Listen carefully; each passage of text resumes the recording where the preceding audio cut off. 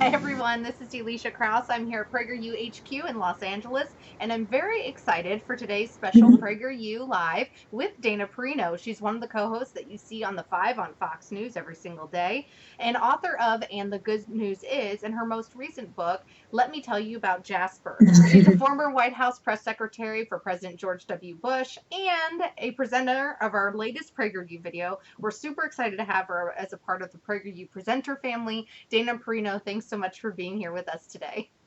I'm honored to be on. I love the experience, and I've already heard from a lot of people, so looking forward to your questions. Great. We've been getting a lot of positive feedback, specifically from millennials, and I myself tweeted out the other day. After I watched your video, I was like, holy cow, I think I went through a quarter-life crisis, but I didn't even realize it at the time. So your video has been really revealing and I think helpful to a lot of viewers, and we kind of are considering it our commencement address as advice to, young people or people in college today. Yeah. So you were and you mentioned this in your video, you were in a really good place in your professional career in your 20s, but you still had a quarter life crisis. So is a quarter life crisis sort of independent of one's life circumstances at the time, in your opinion? Well, yes, certainly. But I also think that no matter where you are in your 20s, you're going to go through this a little bit. And that's probably because of where we were when we were younger children. Mm-hmm. So when you start to be asked, and actually we ask children this way too early now, but when you were asked, like, what do you want to be when you grow up? Or what are you going to major in? Like you're asking seventh graders what they're going to major in college.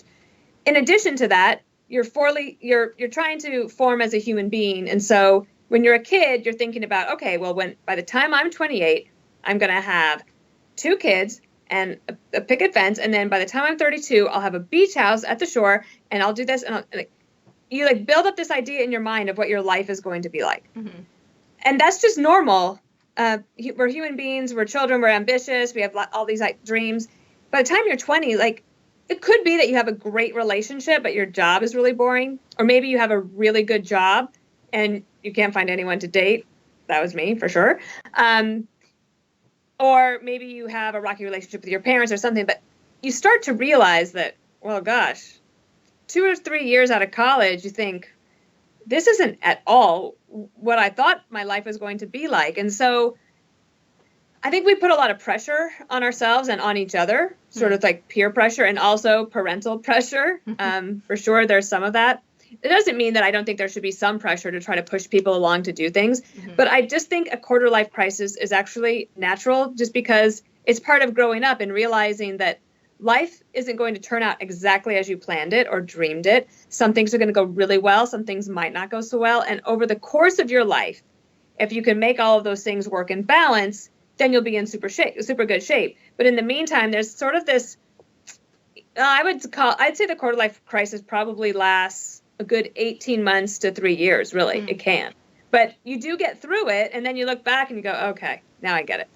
So you talk in your book about the importance of finding a mentor, and watching your video and reading about how you view mentors as extremely important. Mm-hmm. Having a mentor could help someone work through a quarter life crisis. Can you talk a little bit about your mentor? Well, I think part of me feels like I can't look back and say there was somebody that I said, oh, that is my mentor. Mm-hmm. Part of it is that there's a series of people in your life that you look up to. But there was one person that really made a difference. Her name was Holly Probst, and she was the chief of staff for Congressman Dan Schaefer, the congressman I worked for him when I was first doing press secretary type work on Capitol Hill. And she didn't just teach me the basics, like how to answer a press call, how to brief the boss, how to pitch a story, which all of those things were important. I feel like she really taught me about conducting myself with honor and dignity and character, which were values that I grew up with. But then to see how she implemented them in the workplace and to watch her, I'm not saying imitation is a good thing, but if you see somebody that you admire and you'd like to be more like that, there's no reason you can't try to emulate some of their characteristics. She was punctual. She was gracious to others, super smart, never wasted the boss's time. So I tried to be like that too. And I would say that if you don't have a mentor that you see regularly or that you're on a first name basis with, or that isn't your boss, maybe it's somebody that, for example, I love columnists, syndicated columnists, I think are just some of the best writers and thinkers, and I love to read them all the time. And so sometimes your mentor can sort of be from far away, and that's okay. You don't have to have somebody that you can go to coffee with every 4 weeks. You can find mentors in lots of different places in your life.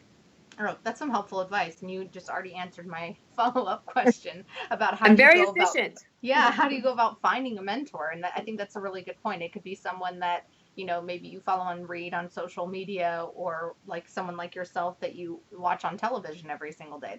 That's really good thinking. So a lot of people in the workplace, especially women, can find it difficult to be taken seriously early in their career. Was that your experience? I was very fortunate. I did not have that experience. I know it happens because I've had plenty of young women who have come to me and felt that was happening to them. Mm-hmm. In particular, like when you're in that quarter-life crisis and you're trying to make a transition, maybe you've been somebody's executive assistant for a while, and maybe you want to make a transition into marketing or sales or management. And it's hard because if you're a good executive assistant, no one ever wants to let you go. Yep. My rule on that, and I'm sorry for managers out there, I'm telling you, if you're someone's executive assistant, that is a 2-year max opportunity in your 20s. Mm-hmm. If you decide, after you go try a couple of other things, that that's what you love to do, then go back. But do not stay someone's executive assistant for longer than 2 years when you're in your 20s, because there's lots of other things that you might want to do in your life, and it gets harder to make that transition the longer you wait. So that's my concrete rule: 2 years and you're out. Also, don't try to become a ballerina at 25, because if you're not already, it's not going to happen. I think I've been worried about my posture, so that was on my mind when I did the speech. When you wrote the script. Yeah. You also have written about how you met your husband, and it's a really great story. Can you briefly share it and give some tips to young women today who are dating to marry? Well, I think there's a lot of guys, too, that are dating to marry. And so the key is trying to find them. And there's lots of better ways to try to meet people now than there were when I was 25. Mm-hmm. People might sort of scoff at online dating, but look around you. It actually works. There's a lot of people that find their love interest through being connected through these services online. Yep. But I met my husband on an airplane. We just happened to be sitting next to each other. We call it love at first flight. And this August, we'll have been together 20 years. Congratulations. So my favorite piece of advice in the book is I say, it is not a career-limiting decision to choose to be loved. I hear a lot of people say, well, I don't want to get married yet because, I have this job, or I'm waiting for him to get this job, or I'm waiting for this, I'm waiting for they're always waiting for that perfect moment when they think, like when they're thinking back as a kid, that perfect moment when they think it's going to work for them. Mm-hmm. It was totally out of the realm of possibility that I, at 25, would meet a guy 18 years my senior, who was from England and living in England, who had been married before, had children from his first marriage, and I was 25 years old. I'm head over heels in love, and I take that leap of faith.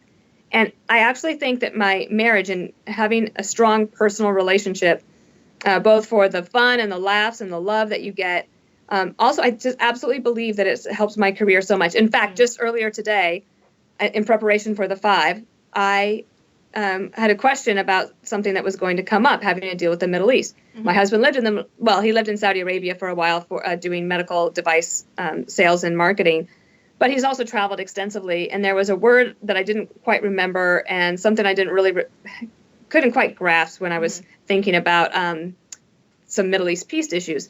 So I texted Peter and said, what was that thing again about the whatchamacallit, whatever? And he writes back in a way that I can understand. It's like, remember, we went there and this and that, X, Y, Z. And I wrote him, I'm like, I think it is so attractive that he is my personal Wikipedia. And I love that. But it was just very unexpected. He's 18 years older than me. He lived in another country. I had to quit my job. I moved there. It was a real leap of faith, but it definitely paid off. So what I'm trying to encourage people is, don't put off love because you think it's going to help your career. I actually think that love enhances your career, and making a commitment to somebody else will enhance your life in all sorts of ways. It doesn't, career, whatever, that certainly helps. But having that commitment has really provided me lots of joy. And so I hope that people don't wait too long or put it off, and then maybe somebody decides to move on and you think, oh, shoot, the one that got away. That's amazing advice, and it's such a sweet story. And I love that he's your personal Wikipedia. Plus, he has a good Yeah. accent to boot, so that doesn't I hurt. love the accent. True. I tell him you better not ever lose it. Can you walk us through a day in the life of Dana Perino? Well, it's changed so much. Our show has gone from 5 p.m. Eastern now to 9 p.m. Yep. I'm an early to bed, early to rise kind of person. Okay. So this morning I woke up at 5:15. I usually wake with the sun. So then I'm like, well, wait, that was only 5 hours of sleep.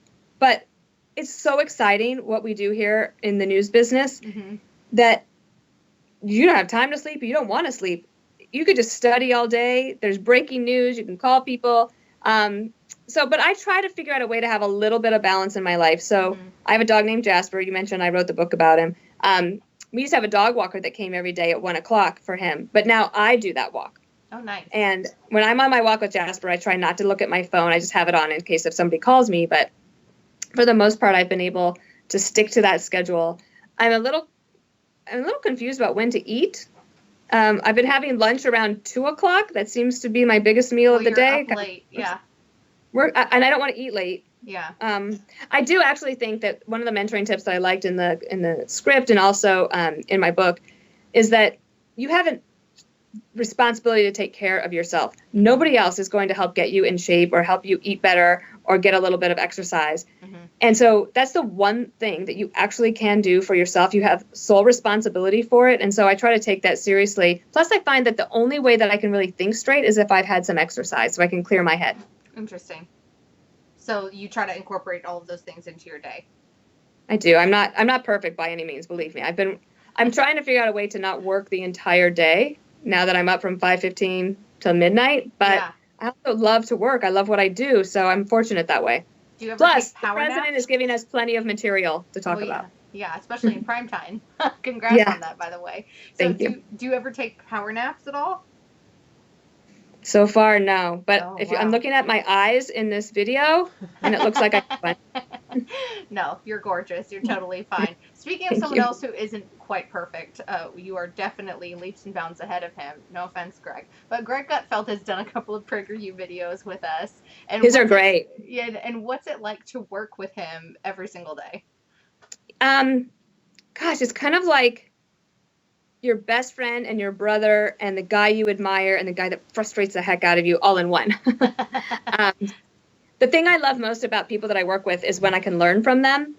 And Greg helps me think things through. He sees the world a little bit differently than I do, but we think enough alike that we can finish each other's sentences. Or I start laughing before he finishes a joke because I can see where it's going, but sometimes he totally surprises me. And so we've been sitting next to each other for 6 years. Wow. The show started in July of 2011, and we didn't even know each other before then. So that's been a real joy, is to work with colleagues that have kept me wanting to come back. Being on the 5, that's the longest I've ever held a job. Usually I would always move like every 2 to 3 years, like either move up or move over to something else. But I've been with the 5 for 6 years, and I think I'm going to be here for quite a while longer, as long as we can keep the show going. Well, I sure hope that you are. I think you're a wonderful asset to Fox News, and I'm slightly biased. Thanks, Alicia. I like to see you on there, and I like to see you hold your own. There were so many times during the election cycle, I'd tweet like, Dana is speaking my language right now. But thank you. The final question, and it's a very serious one, so brace yourself. Are you allowed to bring Jasper into the Fox News building? No. No, the building doesn't allow dogs, and that's not a Fox News policy. I think that's actually the landlord, the building. Yeah. But Jasper gets to come to the studio like every 6 months or so. He comes for his birthday every year. It's always a big event. He's 5 years old, and so America's kind of grown up knowing him, and I've loved sharing him with people. He's a strong, wonderful, fabulous dog. And the other, I do say in my book, I know that everybody that grew up with a dog or thinks they might want a dog wants to do it, maybe before they're settled in their life, like where they're going to live or have some means to take care of a dog. And my advice is hold off, because you don't want to be put in a position where you feel guilty every day because you're not spending enough time with them. Yeah. Or you have to give the dog away. Maybe your parents will take it. But just hold on. There will be dogs that you will be able to take care of in the future. But certainly dogs have brought me a lot of joy in my life. And I would also say it's made my marriage stronger to have a furry friend around the house. That's great advice. And if anybody wants to see the adventures of Jasper, they should definitely follow you on Instagram and on Thank you. Twitter, where you also talk about politics of the day. Dana Perino, welcome to the PragerU family. We are very happy to have you as our most recent presenter, and thank you for joining us on this very special PragerU Live today. Well, you guys have a very impressive program. I'm honored to be a part of it, and they're lucky to have you, Alicia. So thank you so much. Thank you. Have a good one. Okay, bye-bye.